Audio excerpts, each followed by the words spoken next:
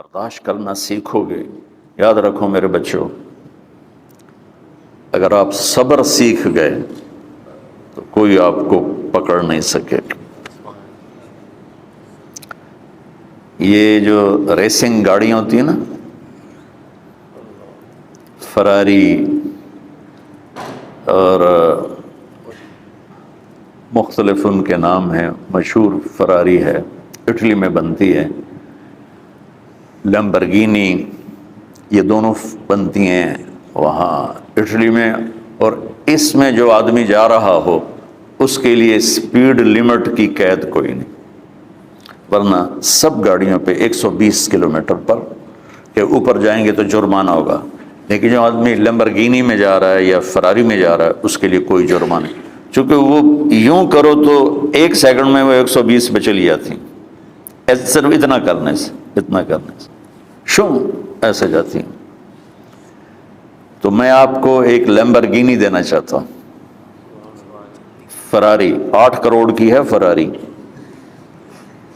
8 کروڑ کی گاڑی ہے فراری. کئی دفعہ وہاں جب جاتا ہوں تو کوئی نہ کوئی بٹھا دیتا ہے، یہ آپ کو ذرا سیر کرائیں. وہ ہمارے کو تو شوق کی کوئی چیز ہے نہیں، وہ نوجوانوں کے شوق کی چیز ہے. تو 8 کروڑ کی گاڑی ہے، میں مفت آپ کو دے رہا ہوں، وہ ہے صبر. آخرت کے سفر میں اگر تیز چلنا چاہتے اور سب سے آگے نکلنا چاہتے ہو تو صبر کی فراری پہ سوار ہو جاؤ. تمہیں کوئی پکڑ نہیں سکے گا، تمہارے کوئی قریب بھی نہیں آ سکے. کہ دنیا میں صبر کرنے والوں کا قحط آ گیا.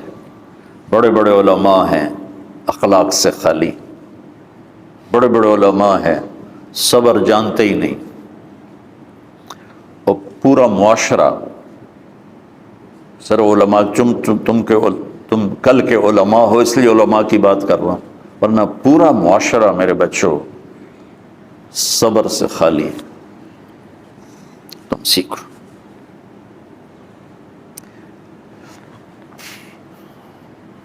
دیکھو میری ایک بات سن، علم کی کمی ہو تو اچھے اخلاق اس کو چھپا دیتے، اخلاق کی کمی ہو تو بڑے سے بڑا علم بھی اسے چھپا نہیں سکتا. سارے عیب ہوں اور اخلاق اچھے ہوں تو اخلاق وہ چادر ہے جس میں سارے عیب چھپ جائیں گے. بس ساری صفتیں ہوں اور بد اخلاق ہو تو ہر صفت کو بد اخلاقی چھپا دے گی.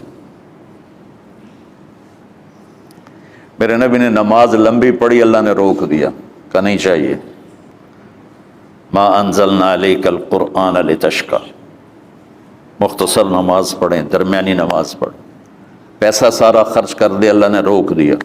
ولا تبسطها کل البسط، میرے نبی سارا خرچ نہ کرو، کچھ بچا کے بھی رکھو.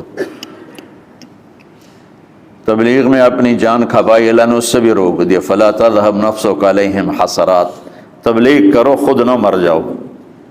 تبلیغ کتنا بڑا عمل ہے، اللہ نے کہا اعتدال. نماز کتنا بڑا عمل ہے، اللہ نے کہا درمیانہ ہاتھ رکھو. مال خرچ کرنا کتنا بڑا عمل ہے، اللہ نے کہا درمیانہ ہاتھ رکھو. جب میرے لیے میں نے اخلاق میں بلند پرواز دکھائی تو اللہ نے کہا شاباش انک لعلی خلق عظیم. میرا نبی میں آپ کو شاباش دیتا ہوں، آپ کے اخلاق بڑے عالی شان ہیں. یہ نہیں کہا کہ اتنے بھی ذرا تھوڑا اکھ بھی کھائی کر کو کوڑا ہویا کر. تو تم مولوی بڑے غسیلے ہوتے ہو. تم میرے بچے بیٹھو نا اس لیے بات کر رہا ہوں. صبر نام کی شے ہی نہیں ہوتی. فقہ پڑھنا تو ہماری مت ماری جاتی. قرآن کو بھی فقہ کے انداز میں پڑھتے ہیں، حدیث کو بھی فقہ کے انداز میں پڑھتے ہیں. بخاری سے زیادہ امام بخاری پڑھاتے ہیں. ترجمۃ الباب پہ اتنا وقت لگا دیتے ہیں کہ حدیث جو اصل چیز ہے اس کی طرف توجہ نہیں جاتی۔ امام بخاری کی کتاب کا مقدمہ کوئی نہیں، تو اس پر جب بخاری شروع ہوتی ہے تو ہفتہ ہفتہ اس پہ سبق چلتا ہے کہ امام بخاری نے مقدمہ کیوں نہیں لکھا، جی میں سارے مل کے یعنی امام صاحب نے تو گلاں کیتی جان۔ میں اس کا اتنا آسان 1 منٹ میں اس سارے سبق کو ختم کر دیتا ہوں بخاری شریف کے، کہ دیکھو بھائی امام صاحب کا دل نہیں کیا مقدمہ لکھنے کو، اس لیے انہوں نے نہیں لکھا۔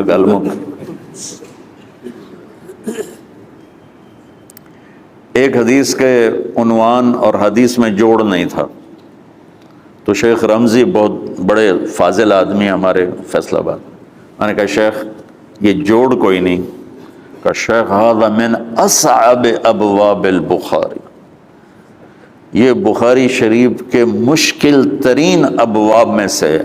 میں نے کہا تو بڑا آسان کام ہے، امام بخاری بھول گئے، ترجمہ کوئی اور تھا، حدیث کوئی اور لکھ دی، بھول گئے، بشر ہی تو ہیں، کیوں بچوں نے مصیبت پان دیا۔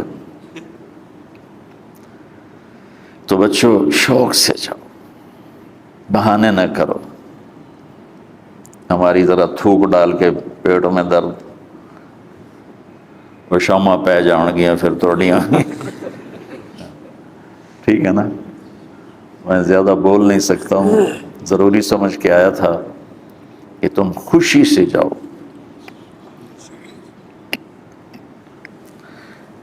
پھر اس میں جو ناگواری آئے گی اسے برداشت کرو گے تو پھر آپ کا صبر بڑھے گا۔ تمہیں صرف میری شہرت نظر آتی ہے، اس میں جتنا مجھے صبر کرنا پڑا ہے وہ تمہارے سامنے نہیں ہے، جتنی کڑوی گولیاں میں نے کھائی ہیں لوگوں سے وہ تو تمہیں نہیں پتا۔ اب تمہیں اتنا نظر آتا ہے کہ واہ واہ ہو رہی ہے آگے پیچھے لوگ، میرے اللہ کا کرم ہے، میری کیا اوقات، آج ہوں کل مر جاؤں گا، اولاد کو بھی یاد نہیں رہے گا کہ طارق جمیل کون تھا۔ جو ہے اس میرے رب کا کرم ہے، مجھے اپنی شہرت سے کبھی دھوکہ نہیں لگا، تو میرے بچوں اس لیے بتا رہا ہوں، کوئی فخر نہیں، کہ مجھے اپنی شہرت سے کوئی دھوکہ نہیں، ایک لمحے کے لیے بھی مجھے دھوکہ نہیں، میرے دل کی گہرائیوں یہ بات اتری کہ سب میرے اللہ کا فضل ہے، اور برائی کرنے والا اور اچھائی کرنے والا میری نظر میں برابر ہو گیا ہے۔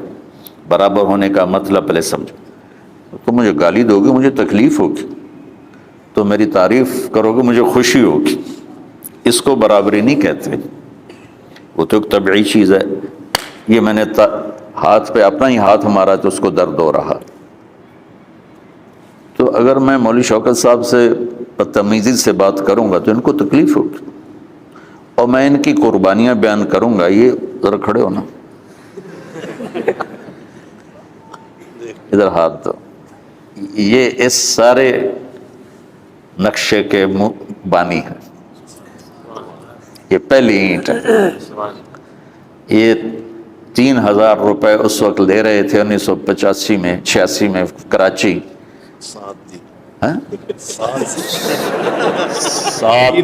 7,000 ان کی تنخواہ تھی، اور میں نے ان کو تلمبے میں بلایا 900 روپے مہینے پر۔ کتنا فرق ہے 7,000 اور 900 کا؟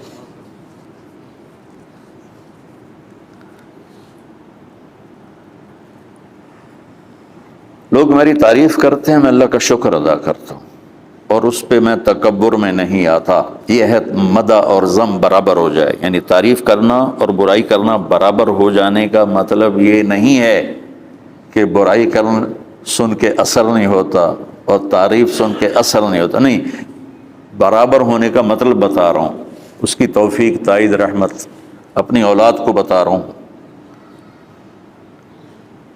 کوئی میری تعریف کرتا ہے میں اللہ کا شکر ادا کرتا ہوں اور اپنے آپ کو بھولتا نہیں ہوں، کوئی میری برائی کرتا ہے تو میرے دل میں اس کے لیے کوئی منفی جذبہ نہیں پیدا ہوتا۔ یہ ہے اچھائی برائی کو برابر کر دینا۔ کہ میرے اوپر مختلف الزام لگتے ہیں تو میں ان کو پی جاتا ہوں، اور اس طرح کا معاملہ کرنے والوں سے اپنے دل کو بالکل صاف رکھتا ہوں، بالکل صاف، اور میرا ان سے معاملہ اسی طرح ہوتا ہے جیسے پھر آؤ جی،